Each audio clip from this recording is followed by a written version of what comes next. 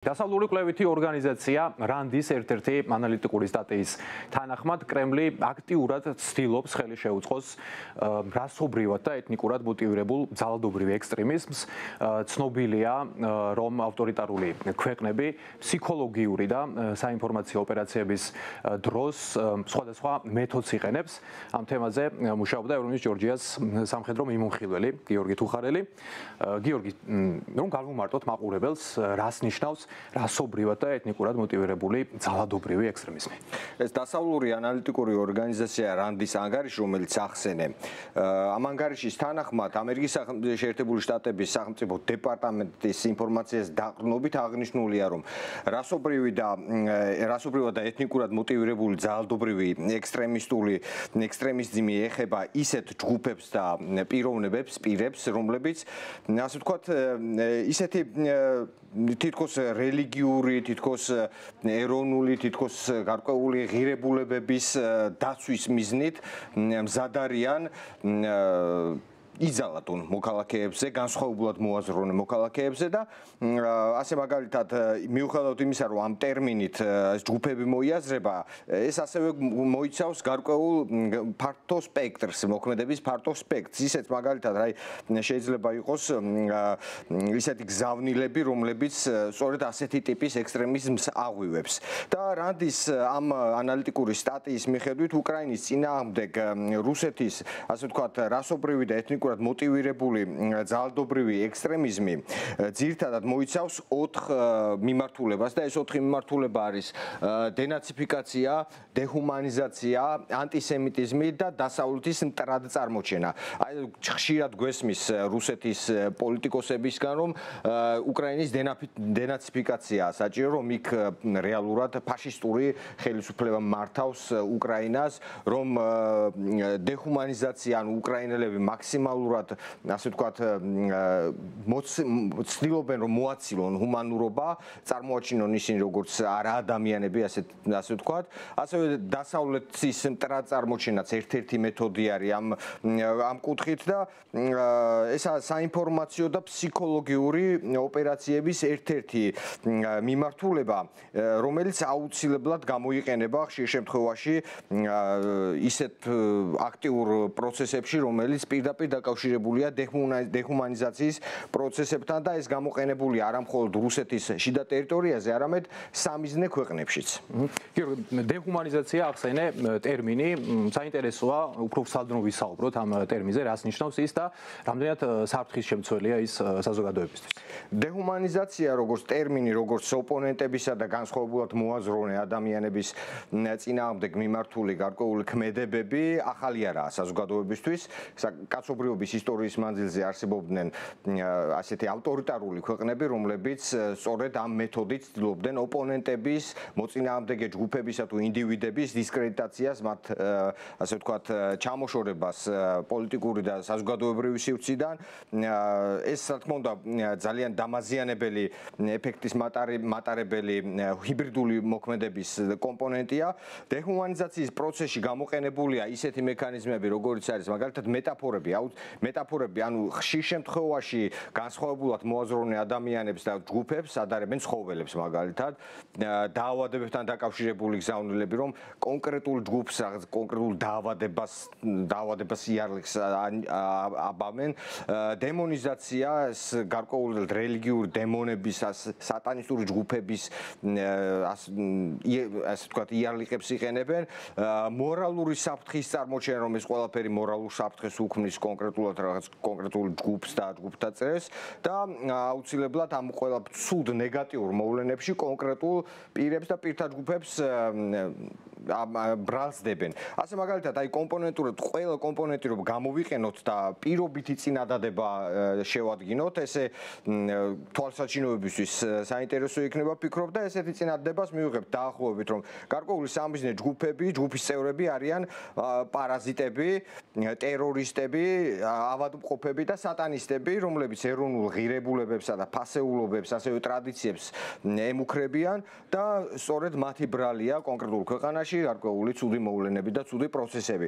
და ეს რიტორიკა კრემლის მხრიდან გამოყენებულია, როგორც წინა შემთხვევაში ვთქვით, არა მხოლოდ შიდა რუსეთის ტერიტორიაზე, არამედ სამიზნე ქვეყნებშიც იმ მიზნით, რომ ასე ვთქვათ, დასავლური ღირებულებების დისკრედიტაცია მოხდეს და კრემლმა ადვილად შეძლოს საკუთარი ინტერესების გატარება ამ კონკრეტულ ქვეყანაში. და ბოლოს მინდა ერთ-ერთი კიდევ დამატებითი კვლევა გავიხსენო, ეს არის სტრატეგიისა და საერთაშორისო ურთიერთობების ამერიკული ცენტრის მიერ მომზადებული კვლევა, სადაც საინტერესო ტერმინს ხვდებით, ეს არის სტრატეგიული კონსერვატიზმი.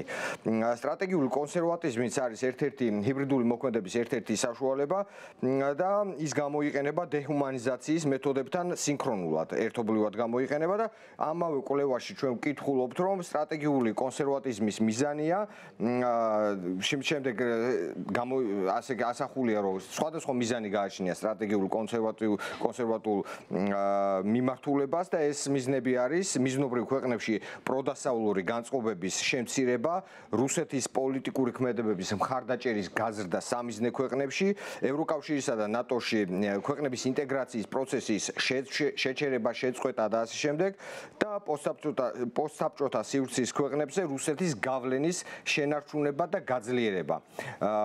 სწორედ ამავე საკითხებზე ჩვენ ინტერვიუ ჩავწერეთ კავკასიის უნივერსიტეტის ასოცირებულ პროფესორთან და შეგვიძლია ეს ინტერვიუ ვნახოთ. ჰიბრიდული მოქმედებები სხვადასხვა აქტივობას გულისხმობს. ერთ-ერთია მაგალითად საინფორმაციო ფსიქოლოგიური ოპერაციები და ამ საკითხებზე საუბარს სტუმართან ერთად განვაგრძობთ. Euronews Georgias კითხვებს უპასუხებს კავკასიის უნივერსიტეტის ასოცირებული პროფესორი გიორგი კალატოზიშვილი. მოგესალმებით გიორგი, მადლობა რომ მონაწილეობთ ჩვენს გადაცემაში. მოგესალმებით, მადლობა მოწვევისთვის. დასავლეთში, დასავლურ ქვეყნებში, ევროპაში ხშირად საუბრობენ ბოლო პერიოდში, რომ გააქტიურებულია რუსეთის მხრიდან სხვადასხვა ტიპის ჰიბრიდული მოქმედება და მათ შორის კრემლის მიერ წარმოებულია საინფორმაციო და ფსიქოლოგიური ოპერაციები. რომ ვისაუბრობთ ბრძოლის ამ ტიპის მეთოდზე და ზემოქმედებაზე, რაში გამოიხატება, რითი გამოიხატება საინფორმაციო ჰიბრიდული ოპერაციები, ზოგადად, როდესაც საუბარი არის ჰიბრიდულ ომზე. კრემლი გააქტიურებულია, იმიტომ რომ საინფორმაციო ომი ყოველთვის არის ძალიან დიდი ინსტრუმენტი იმისთვის, რომ ჩამოაყალიბოს საზოგადოებრივი აზრი, მათ შორის ბუნებრივია იმისთვის, რომ გაამართლო შენი დანაშაული, ან პირიქით ეს იყოს წინა მოსამზადებელი პროცესი, მათ შორის წინამორბედი იმისთვის, რომ შეიჭრა სათმე, ხო? აი როგორც იყო უკრაინაში წლები მიდიოდა ამაზე მუშაობა იმისთვის, რომ შემცირებული იყო წინააღმდეგობა მოსახლეობაში დანაშაულის აღქმისა და ბუნებრივია ეს კონკრეტული სტრატეგიები, კონკრეტული საინფორმაციო აქტივობები წინ უძღოდა ამას, რომ საზოგადოებას გაემართლებინა ის დანაშაული, რომელსაც ჩადიოდა ერთი სახელმწიფო მეორეს წინააღმდეგ. ამიტომ საინფორმაციო კონკრეტული აქტივობები რეალურად გამოირჩევა და საჭიროა იმისთვის, რომ შემცირდეს წინააღმდეგობა და ჩამოყალიბდეს შენი სასიკეთოდ, შენს სასურველი კონკრეტული ნარატივები და წარმოდგენები, მათ შორის უცხო ქვეყანაში. უკრაინა ახსენეთ და დასავლური კვლევითი ორგანიზაციები ხშირად საუბრობენ, რომ აი სწორედ ამ ჭრილში, საინფორმაციო და ფსიქოლოგიური ოპერაციების ჭრილში დეჰუმანიზაციის მეთოდს მიმართავს კრემლი. რომ განმარტოთ რა იგულისხმება ამ ტერმინში, მაყურებელს განმარტოთ და რაში გამოიხატება, იმიტომ რომ როგორც ცნობილია და როგორც კვლევებშიც არის აღნიშნული, ეს ახალი საკითხი არ არის, ბრძოლის მეთოდი ახალი არ არის ეს. და კონკრეტული მაგალითები რომ თქვა დეჰუმანიზაცია თვითონ სიტყვასიტყვითაც რო ავიღოთ, ეს არის ჩამოაშორო ადამიანს, ადამიანის თვისებები, ღირებულებები, გახადო ფაქტობრივად საგნის ტოლფასი იმისთვის, რომ შემდგომ მის წინააღმდეგ განხორციელებული კონკრეტული ქმედებები იყოს მორალურად გამართლებული. ამას სხვათა შორის ფსიქოლოგიურადაც ალბერტ ბანდურა თავის ძალიან მნიშვნელოვან თეორიაში, რომელიც არის აი მორალური გათიშულობა, რაც გულისხმობს იმას, რომ ადამიანმა შეამციროს კონკრეტული მორალურ-ზნეობრივი სტანდარტების, ნორმების წნეხი საკუთარ თავზე, იპოვოს რაღაცა კონსტრუქციები, რაღაცა გზები იმისთვის, რომ გაამართლოს შემდგომ ის ქმედება, რომელიც მიზანმიმართულია სხვა ადამიანის დაზიანებისკენ, ანუ წინააღმდეგობისკენ. მაგალითი ძალიან ბევრია, შეიძლება ავიღოთ უახლოეს მაგალითად ისტორიულის რო ავიღოთ ხო თუნდაც სტალინიზმი და ჰიტლერის ეპოქა, როდესაც ერთი და მეორე დევნიდა თავის მოსახლეობას მოსახლეობაში გულისხმობ ებრაელს ნაწილს ჰიტლერის დროს მაგალითად ამას წინ უძღოდა ძალიან დიდი საინფორმაციო აქტივობები, იმიტომ საჭირო იყო დემონიზირება მოსახლეობის და ფილმებსაც კი იღებდნენ, მათ შორის ადარებდნენ ებრაელებს. ახლა რამდენად ხშირად იყენებს კრემლი ბრძოლის ამ მეთოდს? ხშირად იყენებს კრემლი, მათ შორის იმიტომ რომ კარიკატურა როგორც ვიზუალური ერთ-ერთი ხელსაწყო იმისთვის რომ მოახდინო დემონიზირებაც, გააშარჟო ამასთან შექმნა კონკრეტული მტრიცხახი ხატი, არის ძალიან აქტიურად გამოყენებული კრემლის კონკრეტულ სტრატეგიებში და ეს იგრძნობა ბუნებრივია, იმიტომ რომ თუ ადრე მაგალითად აი კულაკების პერიოდშიც ხო 20-ან 30-იან წლებში საბჭოთა კავშირი თუ იყენებდა კონკრეტული მდიდარი შეძლებული გლეხობის წინააღმდეგ მაგალითად შარჟებსაც ხო იყო ხოლმე ისე რომ ადარებდნენ ღორს, იმიტომ რომ ეს თვისება თვითონ ამ დეჰუმანიზაცია გულისხმობდა იმას, რომ ჩამოაკლო ადამიანს, რომელიც თავისი ცოდნით, თავისი კონკრეტული შეძლებულობით ეხმარებოდა სხვა ადამიანებსა და ფლობდა რაღაცა კონკრეტულ მატერიალურ და ფინანსურ ბერკეტებს, ეს ადამიანი გახადო არა ადამიანად და შემდგომ მის წინააღმდეგ გატარებული კონკრეტული პოლიტიკა ყოფილიყო გამართლებული. ამიტომ იქაც კი საბჭოთა პერიოდში ძალიან კარგად იცოდნენ სიტყვის ძალის ფასით ბუნებრივია, იმიტომ ეს კულაკი აი თავიდანვე ხო რო ავიღოთ ლექსიკურადაც ნიშნავდა ძუნწ ადამიანს, მე უკვე რო ავიღოთ თქვათ აი კონკრეტულად სოციალური კლასი, ეს იყო მდიდარი გლეხი და იდეოლოგიურ დონეზე უკვე მესამე საფეხურზე ეს იყო ადამიანი, რომელიც საფრთხეს უქმნიდა სახელმწიფოს. და შესაბამისად მის წინააღმდეგ კონკრეტული ქმედებების გატარება, სანქციებიც იყო აბსოლუტურად გამართლებული.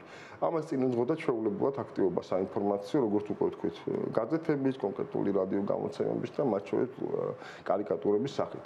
თანამედროვე რეალობაში ზუსტად ეგრეა უკრაინის წინააღმდეგ მაგალითად ძალიან დიდი ხნის განმავლობაში იყო გამოყენებული, იმიტომ რომ ჩვენ რო ავიღოთ დემონიზირების კონკრეტული ინსტრუმენტები, შარავანდენის ეფექტი და მათ შორის რქის ეფექტი ეგეწოდებული, საჭირო იყო უკრაინელებისთვის რაღაც აი რქების შედგმა იმისთვის, რომ მოხდარიყო მათი დემონიზირება.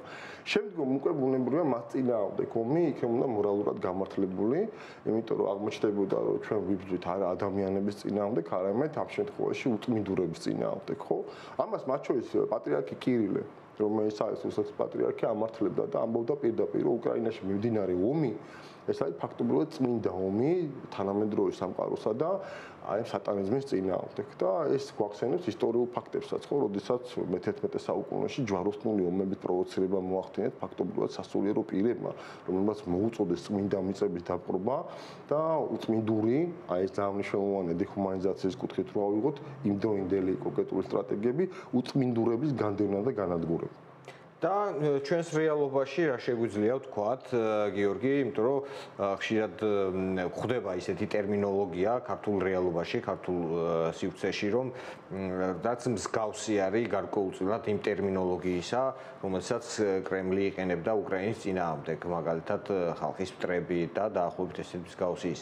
აი ქართულ რეალობაში რა შემთხვევებთან გვაქვს საქმე? ქართულ რეალობაში სხვათა შორის საინტერესოა, რომ ბევრ ამას ვიმეორებთ ჩვენ რეალურად, იმიტომ ჩვენ რო დეჰუმანიზაცია ავიღოთ, დეჰუმანიზაციას აქვს რამდენიმე ამოცანა. აი როგორც მიზანი რო ავიღოთ დეჰუმანიზაცია, რამდენიმე ამოცანა აქვს. ერთ-ერთი არის ინდივიდუალობის მოსპობა. რა არის ხა ინდივიდუალობის მოსპობა, ხო, რომ გააერთიანო ადამიანები ერთ ქვაბში მოხარშოთ და ერთ ჯგუფში, მაგალითად ნაცი ეძახო სამშობლო ამ ადამიანს, ვის ეძახით, ხო, ესენი არის ცნობილი მწერლები, ცნობილი მხატვრები, მეცნიერები, ექიმები, ინდივიდუალობას კარგავენ ეს ადამიანები, თავის ცნობადობასაც კარგავენ და აი ამ კონკრეტულ ამოცანაში დეჰუმანიზაციის ერთ-ერთი საფეხური რო ავიღოთ, არის ყველაფერი ინდივიდუალურის მოკლება ამ ადამიანებისთვის. მეორე ეს არის ემპათიის შემცირება. იმიტომ რომ თქვენ რო დააკვირდეთ მაგალითად რას ადარებენ ისტორიულად ადამიანებს, ჯგუფებს, ერს, რომელსაც მე უკვე ანადგურებენ, ეს არის ებრაელების სომხები მაგალითად, ხო, ისტორიულად, ეს არის ქართველები, რა თქმა უნდა, კონკრეტულ ისტორიულ კონტექსტში, ეს არის უკრაინელები, მათ შორის გოლოდომორის დროს 20-იან წლებში, როცა ეს მოაწყეს. ყველა მათგანი არის შედარებული წერსთან, პარაზიტთან, რომელიც ბუნებრივი ადამიანს უჩნდება განცდა, რომ დისტანცირებული უნდა იყოს, იმიტომ ნებისმიერი ეგეთი პარაზიტი ტკიპა იქნება ეს რწყილი, ვირთხა. ეს არის საფრთხე ჯანმრთელობისთვის. ამიტომ შემზადება ნიადაგიც ხდება მათ შორის ემპათიის შემცირებით და ჩვენ ხანდახან სიტყვის ზალას ვაიგნორებთ, იმიტომ რომ სიტყვის ზალა, სიტყვა შეუძლია გარდაქმნას და ტრანსფორმირება მოახდინოს ჩვენი განწყობების და ამ შემთხვევაში აი ემპათიის შემცირებაში, როდესაც ჩვენ ვამბობთ, რომ ეს არის პარაზიტი, ხო, ეს არის ვირთხასავით მოიქცა, რომ ვამბობთ, ამ შემთხვევაში ტვინში აქტიურდება კონკრეტული უბანი, რომელიც პასუხისმგებელია თავის დაცვაზე, ანუ საფრთხოებას. აი მესამე დონე ეს არის უკვე კონკრეტულად დანაშაულის გამართლება. როდესაც ჩვენ ვეძებთ ამ შემთხვევაში საკუთარ თავში რაღაც ბერკეტებს იმისთვის, რომ გავამართლოთ ის ქმედება, რომელსაც ჩადის ან სხვა და ჩვენი პასიურობით ვამართლებთ, ხო? აი როგორც ბულერები სკოლაში, სულ არის აუცილებელი პოლიტიკურ კონტექსტში ვლაპარაკობ. ბულერი არსებობს და ბულერის მიღმა არსებობს უამრავი მისი სოციალური წრე, რომელიც თავი პასიურობით ყვებავს ამ ძალადობრივ სცენას. და მეოთხე ეს არის უკვე მორალური კონტექსტი თვითონ. კონტექსტი, როდესაც ჩვენ ვამბობთ, რომ აი ჩვენ სხვანაირები ვართ და ისინი ცუდები არიან. ჩვენ ვართ ამ შემთხვევაში ღირებულებების მატარებლები, მათ შორის ქრისტიანული ღირებულებები და ესენი არიან აი LGBT, ესენი არიან უღირსო ადამიანები და ასე შემდეგ. ის ხდება მუდმივად ნებისმიერ ქვეყანაში თანამედროვეში, რუსეთში, პირველ რიგში და ჩვენთან მათ შორის ბუნებრივი. ამიტომ ჩვენთან ამის ძახილი აი უსამშობლოებს რო ძახიან. პოლარიზაციის ერთ-ერთი ყველაზე მნიშვნელოვანი ნაწილია. ხო, იმიტომ პოლარიზაცია სინამდვილეში რა არის? ეს არის ცენტრისგან გადახრა ერთი მხარესად და მეორესად, როდესაც ჩვენ საერთო უფლნაკლები გვაქვს, ვიდრე განსხვავებები, ხო? ამ შემთხვევაში უფრო ადვილია, რომ შენ ადამიანს ავნო მე, იმიტომ რომ საერთო მასთან არაფერი არ აქვს. სინამდვილეში ხა უამრავი ექსპერიმენტია ჩატარებული, მათ შორის ვიზუალურ დონეზე, რომ ხა რო აიღეს მაგალითად ისლამისტები და რო აიღეს მაგალითად ებრაელი მოქალაქე და რაღაც კვლევები ჩაატარეს, ამ ადამიანებს სტანდარტულად გამოკითხვის დროს, როდესაც ერთმანეთს ვერ ხედავდნენ, ზუსტად ერთნაირ რაღაცებზე დაწერეს და ერთმანეთთან დაახლოებულ ღირებულებებზე ლაპარაკობდნენ, მაგრამ როდესაც სცენა წავიდა, ანუ გაიწია და ერთმანეთი დაინახეს, მაგ შემთხვევაში გაკვირვებასთან ერთად მუშაობს ის სტერეოტიპები, რომლებიც ჩვენ ჩამოგვიყალიბა მედიამაც ისტორიულად, ხო? როდესაც ჩვენ გვჭირდება სახიხატის შექმნა, იმისთვის რომ კიდევ ერთხელ ვამბობ, გავამართლოთ საკუთარი ქმედებები ადამიანების წინააღმდეგ. დიდი მადლობა საინტერესო საუბრისთვის. მაყურებელს შევახსენებ, რომ საინფორმაციო და ფსიქოლოგიური ოპერაციების თავისებურებებზე ვსაუბრობდით კავკასიის უნივერსიტეტის ასოცირებულ პროფესორთან გიორგი კალატოზიშვილთან.